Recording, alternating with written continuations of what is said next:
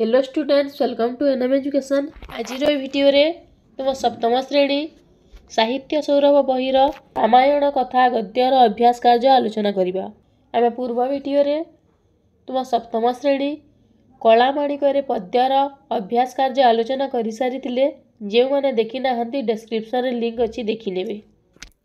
प्रश्न 1 उत्तर कुह।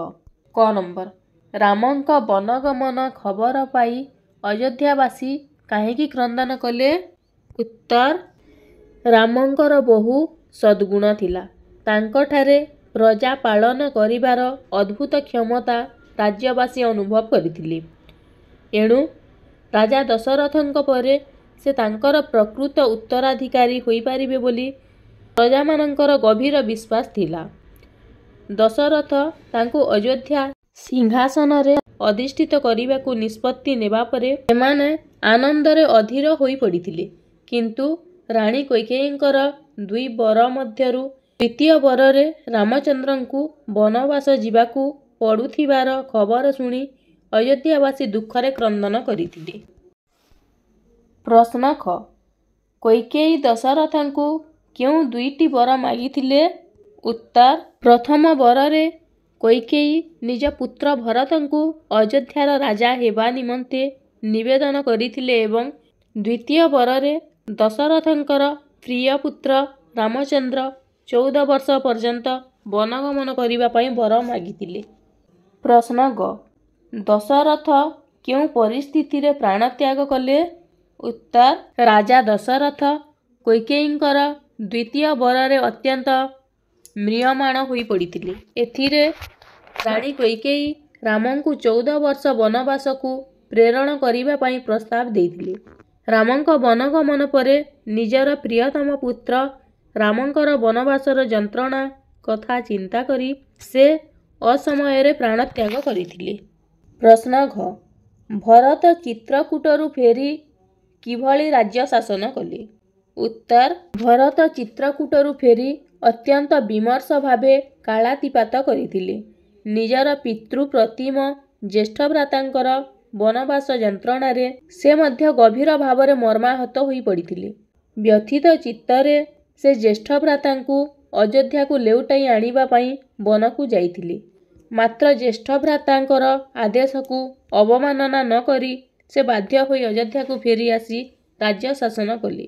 मात्र निजकु भ्राता रामचंद्रंकर आज्ञावह मन करी तांको परी जटा बळकळ धारण करी तांको पादुका दुईटिकु सिंहासन रे रखी से राज्य शासन कले। प्रश्न 1 सीता वाल्मीकि आश्रम रे काहेकि आश्रय नेले? काहेकि ना प्रजामानंकर संदेह मोचन पाई प्रभु रामचंद्र पतिपरायणा सीता देवींकु अंतःसत्त्वा अवस्थारे वनकु पठाई निर्वासन दंड देइथिले। से सीतांकर पति प्राणताकु मर्मे मर्मे अनुभव करिथिले मध्य राजधर्म पालन करिबा उद्देश्य रे एपरि कठोर पंथा ग्रहण करिथिले। प्रश्न 2 5टी वाक्य रे उत्तर लेख। क नंबर सीता लंकागढ़ रे थिबार खबर रामचंद्र किपरि पाइले? उत्तर प्रभु रामचंद्र देवी सीतांकु चारिआडे खोजी खोजी निराश हेबा परे किष्किंध्यार राजा सुग्रीवंक सह मित्रता स्थापन कले। सुग्रीव प्रभु रामचंद्रंक सह मित्रता स्थापन करी निजको धन्य मन कले। से देवी सीतांकु अनुसंधान करी फेराई आनिबाकु प्रतिश्रुति देई निजर अनुचर मानंकु अनुसंधान कार्य रे नियोजित कले। शेषरे श्रीरामंकर परम भक्त वीर हनुमान अनुसंधान कार्य रे सफलता अर्जन कले। से समुद्र पार होई लंकाद्वीप रे सती सीतांकु ठाव करिथिले और रामचंद्रंकु खबर देइथिले। प्रश्न ख रावण को दुर्मति बोली कहिबार कारण कौन? उत्तर लंकाधिपति रावण थिला अति दुर्दांत वीर और बहु ऐश्वर्यर अधिकारी। तपस्या बलरे से मृत्यु को जय करिबार वर मध्य प्राप्त होइथिला। तेणु ता मनरे गर्व अहंकार पूरी उठिला और से बहु अन्याय और अत्याचार करि चलिला। से बहु ज्ञानी थिले मध्य मनरे गर्व अहंकार पूरी रहिबारु तार मति कलुषित हेला और चिंताधारा विकृत हेला। परिशेषरे से रामचंद्रंक सुंदरी पत्नी सीतांकु मंद उद्देश्य रखी चोराई नेला। ଏହିପରି ରାବଣର ମତି ଓ ଚିନ୍ତାଧାରା କଳୁଷିତ ହୋଇଥିବାରୁ ରାବଣକୁ ମନ୍ଦମତି ବା ଦୁର୍ମତି ବୋଲି କୁହାଯାଇଛି। ପ୍ରଶ୍ନ ଗ ରାମାୟଣରୁ ଭାତୃଭକ୍ତିର କି ସୂଚନା ମିଳେ? ଉତ୍ତର ଭକ୍ତ କବି ମଧୁସୂଦନ ରାଉଙ୍କର ରାମାୟଣ କଥା ପ୍ରବନ୍ଧଟି ଭାତୃଭକ୍ତିର ସାଫଲ୍ୟ ବହନ କରିଛି। ବିଷୟର ସମସ୍ତ ଚରିତ୍ର ମଧ୍ୟରେ ଭରତ ଚରିତ୍ରଟି ବିଷୟଟିକୁ ରସାୟନିତ କରିଛି। ମାମୁଁ ଘରୁ ଫେରି ଭରତ ରାମଙ୍କର ବନବାସ ଓ ଦଶରଥଙ୍କର ଅକାଳ ମୃତ୍ୟୁ ଖବର ପାଇ ଦୁଃଖରେ ମ୍ରିୟମାଣ ହୋଇପଡ଼ିଲେ। ବଣକୁ ଯାଇ ବହୁ କାକୁତି ମିନତି କରି ରାମଙ୍କୁ ଫେରାଇ ଆଣିବାକୁ ଚାହିଁଲେ, କିନ୍ତୁ ତାହା ହେଲା ନାହିଁ। ଶେଷରେ ଭରତ ନିରାଶ ହୋଇ ରାମଙ୍କର ପାଦୁକା ଦୁଇଟି ସିଂହାସନରେ ସ୍ଥାପନ କରି ତାଙ୍କର ଭୃତ୍ୟ ଭଳି ରାଜକାର୍ଯ୍ୟ ପରିଚାଳନା କରିଥିଲେ। ସମସ୍ତ ରାଜଯୋଗ ଓ ବିଳାସ ବ୍ୟସନ ବର୍ଜନ କରି ଜଟା ବଳକଳ ପିନ୍ଧି ଫଳମୂଳ ଆହାର କରି ରାମଙ୍କ ପରି ବନବାସୀ ଜୀବନ କଟାଇଲେ। ମା ତାଙ୍କ ପାଇଁ ରାଜା ହେବାର ବ୍ୟବସ୍ଥା କରିଥିଲେ, କିନ୍ତୁ ସେ ତାହା ପ୍ରତ୍ୟାଖ୍ୟାନ କଲେ। ଭରତଙ୍କ ଭଳି ଏକ ନିଃସ୍ୱାର୍ଥପର ଓ ଭାତୃଭକ୍ତ ଚରିତ୍ର ଆମର ଆଦର୍ଶ ହେବା ଉଚିତ। ପ୍ରଶ୍ନ ଘ ରାମଚନ୍ଦ୍ରଙ୍କୁ ଦ୍ୱିତୀୟ ବିବାହ କରିବା ପାଇଁ କେଉଁମାନେ ଓ କାହିଁକି ପରାମର୍ଶ ଦେଲେ? ଉତ୍ତର ସୀତାଦେବୀଙ୍କୁ ରାମଚନ୍ଦ୍ର ବନବାସ ପ୍ରେରଣ କରିବା ପରେ ନିଜ ରାଜ୍ୟ ଅଯୋଧ୍ୟାରେ ଏକ ଅଶ୍ୱମେଧ ଯଜ୍ଞର ଆୟୋଜନ କଲେ।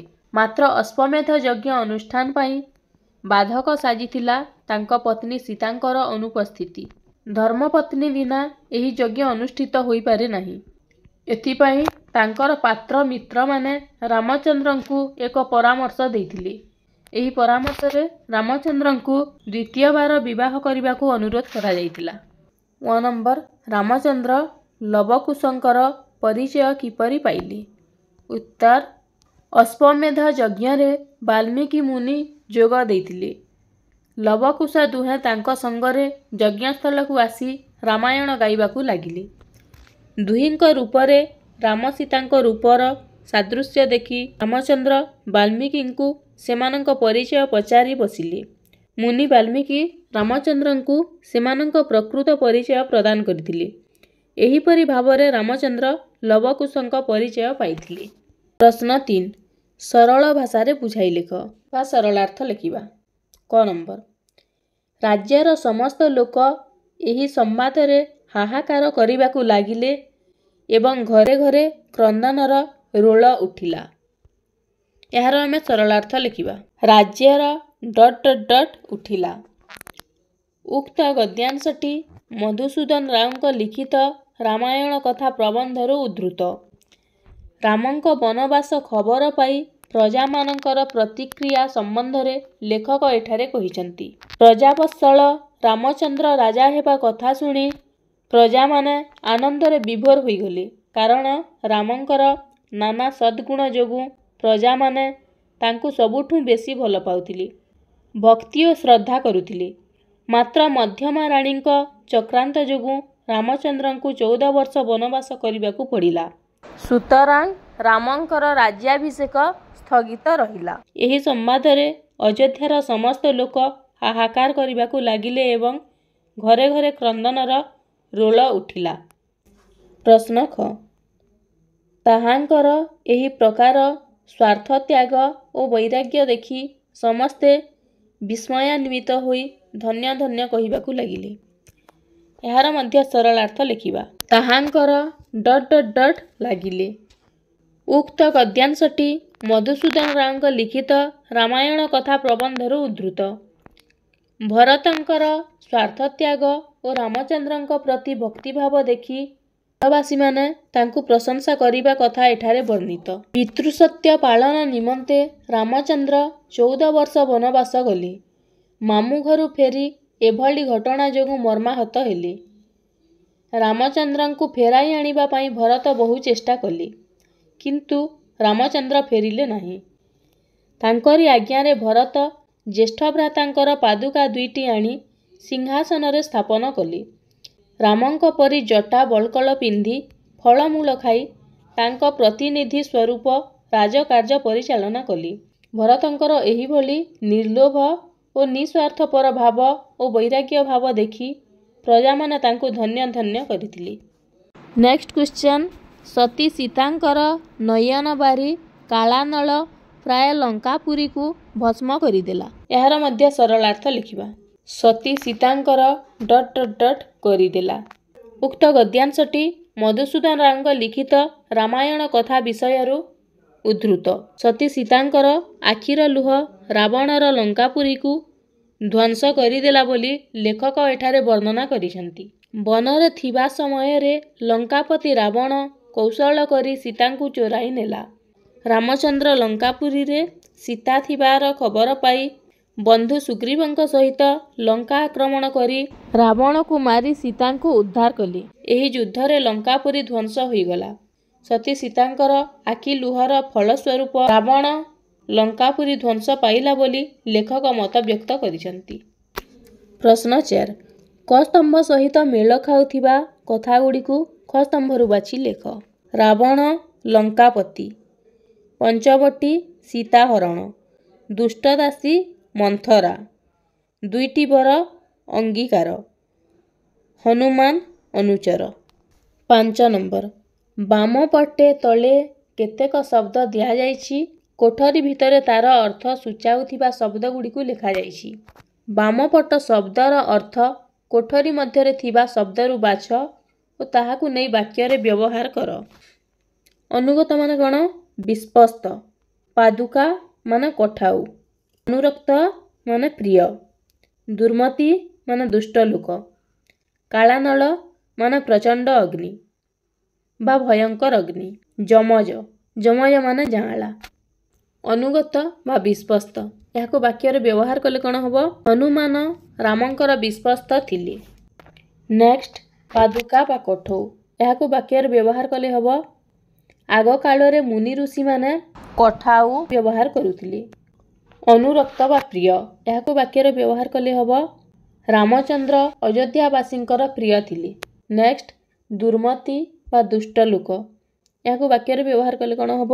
ଆଜିକାଲି ଆମ ସମାଜରେ ଦୁଷ୍ଟ ଲୋକଙ୍କର ସଂଖ୍ୟା ବଢ଼ିବାରେ ଲାଗିଛି। ନେକ୍ସଟ, କାଳାନଳ ପ୍ରଚଣ୍ଡ ଅଗ୍ନି, ଏହାକୁ ବାକ୍ୟରେ ବ୍ୟବହାର କଲେ ହେବ ଚାହୁଁ ଚାହୁଁ ଆଖି ପିଛୁଳାକେ ସମଗ୍ର ଗ୍ରାମ ପ୍ରଚଣ୍ଡ ଅଗ୍ନିରେ ଭସ୍ମୀଭୂତ ହୋଇଗଲା। ନେକ୍ସଟ, ଯମଜ ବା ଯାଆଁଳା, ଏହାକୁ ବାକ୍ୟରେ ବ୍ୟବହାର କଲେ ହେବ ଲବ ଓ କୁଶ ଯାଆଁଳା ଭାଇ। ପ୍ରଶ୍ନ 6, ତଳେ ଦିଆଯାଇଥିବା ଶବ୍ଦଗୁଡ଼ିକ ମଧ୍ୟରେ କେତେକ ବିପରୀତାର୍ଥ ବୋଧକ ଶବ୍ଦ ମିଶାମିଶି ହୋଇ ରହିଛି। ସେଗୁଡ଼ିକୁ ବାଛି ସ୍ତମ୍ଭ ଆକାରରେ ସଜାଇ ଲେଖ। ଉଦାହରଣ, ସୁଖର ବିପରୀତାର୍ଥ ବୋଧକ ଯେପରି ଦୁଃଖ ହୁଏ। ପ୍ରାଚୀନର କ'ଣ ହେବ? ନବୀନ, ଜ୍ୟେଷ୍ଠାର ହେବ କନିଷ୍ଠା, ଅନୁରାଗର ବିରାଗ, ସଦ୍ଗୁଣର ହେବ ବଦ୍ଗୁଣ, ଆନନ୍ଦର ନିରାନନ୍ଦ, ସନ୍ତୁଷ୍ଟର ହେବ ଅସନ୍ତୁଷ୍ଟ। ପ୍ରଶ୍ନ 7, ଲିଙ୍ଗ ପରିବର୍ତ୍ତନ କରି ଲେଖ। ଏପରି ପୁଅର ଲିଙ୍ଗ ପରିବର୍ତ୍ତନ କଲେ ଝିଅ ହୁଏ, ସେହିପରି ଲିଙ୍ଗ ପରିବର୍ତ୍ତନ କରି ଲେଖିବା। ରାୟାର ହେବ ରାଣୀ, ଭାଇର ଭଉଣୀ, ପୁତ୍ର ପୁତ୍ରୀ, ପିତା ମାତା, କୁମାର କୁମାରୀ, ବୃଦ୍ଧ ବୃଦ୍ଧା, ନରର ହେବ ନାରୀ। ପ୍ରଶ୍ନ 8, ତଳ କୋଠରୀରେ ଥିବା ଶବ୍ଦଗୁଡ଼ିକୁ ବ୍ୟବହାର କରି ଏକ ଅନୁଚ୍ଛେଦ ଲେଖ। ରାମଚନ୍ଦ୍ର, ଅଧୀର, ମୃଗୟା, ଶୋକ, ଅନୁସନ୍ଧାନ, କିଷ୍କିନ୍ଧ୍ୟା, ସୁଗ୍ରୀବ, ଚାରୁ, ହର୍ମ୍ୟଶାଳିନୀ, ଅନୁଚର, ବୀର, ହନୁମାନ, ସୀତା, ସେତୁ, ଲକ୍ଷ୍ମଣ, ଲଙ୍କାପୁର, ଏହିସବୁ ଶବ୍ଦକୁ ବ୍ୟବହାର କରି ଗୋଟିଏ ଅନୁଚ୍ଛେଦ ଲେଖିବା। ମୃଗୟାରୁ ଫେରି ରାମଚନ୍ଦ୍ର ଓ ଲକ୍ଷ୍ମଣ ଦେଖନ୍ତି ତ ଆଶ୍ରମରେ ଦେବୀ ସୀତା ନାହାନ୍ତି। ହୁଏତ କେହି ତାଙ୍କୁ ଅପହରଣ କରି ନେଇଯାଇଛି। ଏହି ଚିନ୍ତାରେ ରାମଚନ୍ଦ୍ର ଶୋକରେ ଅଧୀର ହୋଇପଡ଼ିଲେ। ସମଗ୍ର ବନଭୂମି ପ୍ରଦକ୍ଷିଣ କରି ପତ୍ନୀ ସୀତାଙ୍କୁ ଠାବ କରି ନ ପାରିବାରୁ କିଷ୍କିନ୍ଧ୍ୟାର ରାଜା ସୁଗ୍ରୀବଙ୍କ ସହାୟତା ଲୋଡ଼ିଲେ। ରାଜା ସୁଗ୍ରୀବ ତାଙ୍କ ଅନୁଚର ବୀର ହନୁମାନଙ୍କୁ ସୀତାଙ୍କର ଅନୁସନ୍ଧାନ ପାଇଁ ପ୍ରେରଣ କଲେ। ବୀର ହନୁମାନ ବହୁ ପରିଶ୍ରମ କରି ଚାରୁ ହର୍ମ୍ୟଶାଳିନୀ ଲଙ୍କାପୁରରେ ସୀତାଙ୍କର ସନ୍ଧାନ ପାଇଲେ। ଏକଥା ଜାଣିବା ପରେ ରାମଚନ୍ଦ୍ର ଲଙ୍କାପୁରକୁ ଏକ ସେତୁ ନିର୍ମାଣ କରି ଲଙ୍କାପୁରରେ ପ୍ରବେଶ କରି ସୀତାଙ୍କୁ ଉଦ୍ଧାର କରିଥିଲେ। ପ୍ରଶ୍ନ 9, ତଳେ ଦିଆଯାଇଥିବା ଶବ୍ଦଗୁଡ଼ିକର दुईटी लेखाएं प्रतिशब्द लेख। प्राचीनर दुईटी प्रतिशब्द हब पुरातन एवं पुरुणा। वसनर हब वस्त्र एवं परिधान। कठाउर दुईटी प्रतिशब्द हब जोता एवं पादुका। न्यार दुईटी प्रतिशब्द हब अग्नि एवं अनल। नयनर हब नेत्र एवं आखि। दारर हब आर्या एवं पत्नी। नेक्स्ट क्वेश्चन, रेखांकित पदमानंकर अर्थ बुझाउथिबा केतेक शब्द वृत्त भितर लेखा जाइछि। सेगुड़िक मध्यरु उपयुक्त पद व्यवहार करी सही वाक्य को पुणी थरे लेख। क नंबर, किंतु रामचंद्र द्वितीय दार परिग्रह न करी सीतांकर स्वर्णमयी मूर्ति गठन करी यज्ञानुष्ठान आरंभ कले। एठारे ए दार परिग्रह जगार विवाह हब। किंतु रामचंद्र द्वितीय विवाह न करी सीतांकर स्वर्णमयी मूर्ति गठन करी यज्ञानुष्ठान आरंभ कले। ख नंबर, किंतु अविश्वासी कुटिल प्रकृतिर लोक माने कौनसी उत्तर देले नाही। उत्तर देले नाही जगार कौन हब निरुत्तर। किंतु अविश्वासी कुटिल प्रकृतिर लोक माने निरुत्तर रहिले। ग नंबर, परिशेष रावण मध्य रामंक शରରେ विनाश प्राप्त हैला। ए विनाश प्राप्त जगार हब विनष्ट। परिशेष रावण मध्य रामंक शରରେ विनष्ट हैला। घ नंबर, राम और लक्ष्मण सीता को घेनी अयोध्या प्रत्यागमन कले। या ठीक कर लिखिले कौन हम, राम और लक्ष्मण सीता को घेनी अयोध्या फेरिले। 11 नंबर, 50टी शब्द मध्य उत्तर लेख। क नंबर, भरतंक चरित्र विषय लेख। एथर उत्तर हम, दशरथंक मध्यमा राणी कैकेयींक पुआ भरत से रामचंद्र को असीम भक्ति और श्रद्धा करुथिले। रामचंद्र पितांकर सत्य पाली वनवास गले। एकथा भरत मामू घरु फेरी आसी शुणिबा परे दुखरे भांगी पड़िले। रामचंद्र को से पंचवटी ठारे भेटी फेरी आसीबा को अनुरोध कले। रामचंद्र न फेरी तांकु राजबाटी को फेरी जाई राज्यभार संभालिबा को परामर्श देले। भरत रामचंद्रंकर पादुका दुईटी को सिंहासन रे रखी रामंक भली बलकल परिधान करी राजभोग छाड़ी राज्य पालन कले। तांकर एही प्रकार त्यागरु तांको आदर्श जीवनर नमूना मिले। से भातृभक्त गुणी और आदर्श चरित्र संपन्न व्यक्ति थिले। ख नंबर, कुश और लव यज्ञस्थल रे किपरि भावे समस्तंकु मुग्ध कले। एथिर उत्तर हब, रामचंद्र अनुज लक्ष्मणଙ୍କ द्वारा पत्नी सीता को वनवास प्रेरण करिबा परे देवी सीता महर्षि वाल्मीकि आश्रम रे आश्रय नेइथिले। महर्षि वाल्मीकि देवी सीता को निजर कन्या सदृश आदर जत्न करिथिले। एहा परे सीतांकर लव और कुश नाम रे दुईटी जमज पुत्र जन्म ग्रहण कले। जमज माने जाँला। लव और कुश नाम रे दुईटी जाँला पुत्र जन्म ग्रहण कले। महर्षि वाल्मीकि लव और कुश को यथार्थ शिक्षा प्रदान करी तांक रचित रामायण काव्यर गायन शैली सेमानंकु शिखाइथिले। रामचंद्रंक आयोजित अश्वमेध यज्ञ को ऋषि वाल्मीकि लव और कुशंक सह गमन करिथिले। सेठारे लव और कुश चमत्कार शैली रे महर्षिंक रचित रामायण काव्य गायन करिथिले। दुई शिशुपुत्रंक एपरी गायन शैली रे यज्ञस्थल रे उपस्थित समस्त व्यक्ति विशेष मुग्ध होई जाइथिले। 12 नंबर बा शेष प्रश्न देखिबा। 100टी शब्द मध्य लेख। रामायण रु क्यों सुशिक्षा मिलुची। एथिर उत्तर हब, रामायण ग्रंथटी विभिन्न आदर्श और नैतिक उपदेश रे परिपूर्ण। तेणु एही ग्रंथरु आमको बहु सुशिक्षा मिली थाए। सुशिक्षा माने भल शिक्षा। रामायणर दशरथंक चरित्ररु आमे सत्य रक्षा भली महनीय गुण शिक्षा करिथाउ। सत्य रक्षा पाई से पितृभक्त पुत्र रामचंद्र वनवास को पठाइथिले। सेही भली रामायणरु जणे आदर्श पुत्र, आदर्श स्वामी, आदर्श भ्राता और आदर्श पिता भावरे रामचंद्रंक निकटरू महत् शिक्षा पाइथाउ। रामायण रे जनक नंदिनी सीतांक चरित्ररू पतिव्रता धर्मर शिक्षा मिली थाए। प्रत्येक ପ୍ରତିକୂଳ ପରିସ୍ଥିତିରେ ମଧ୍ୟ ସେ ଶ୍ରୀରାମଙ୍କୁ ସ୍ମରଣ କରୁଥିଲେ। ରାମାୟଣରେ ବର୍ଣ୍ଣିତ ଲକ୍ଷ୍ମଣ ଓ ଭରତଙ୍କ ଚରିତ୍ରରୁ ଆମେ ଭାତୃଭକ୍ତିର ଆଦର୍ଶ ଶିକ୍ଷା କରିଥାଉ। ଲକ୍ଷ୍ମଣ ଓ ଭରତଙ୍କର ସେବା ଏବଂ ତ୍ୟାଗ ଶିକ୍ଷଣୀୟ ଅଟେ। ରାତ୍ରି ଉଜାଗର ରହି ଲକ୍ଷ୍ମଣ ରାମଙ୍କ ସେବକ ଭାବରେ ନିଜକୁ ଉତ୍ସର୍ଗ କରିଥିବା ବେଳେ ଭରତ ଶ୍ରୀରାମଙ୍କ ପାଦୁକାକୁ ସିଂହାସନରେ ରଖି ବଳ୍କଳ ପରିଧାନ କରି ରାଜ୍ୟ ଶାସନ କରିବା ସୁଶିକ୍ଷାପ୍ରଦ। ପାପ ଓ ଅନ୍ୟାୟର ଫଳ କିଭଳି ସବୁବେଳେ ମନ୍ଦ ହୋଇଥାଏ, ରାମାୟଣରୁ ତାହା ଶିକ୍ଷା କରିବାକୁ ମିଳେ।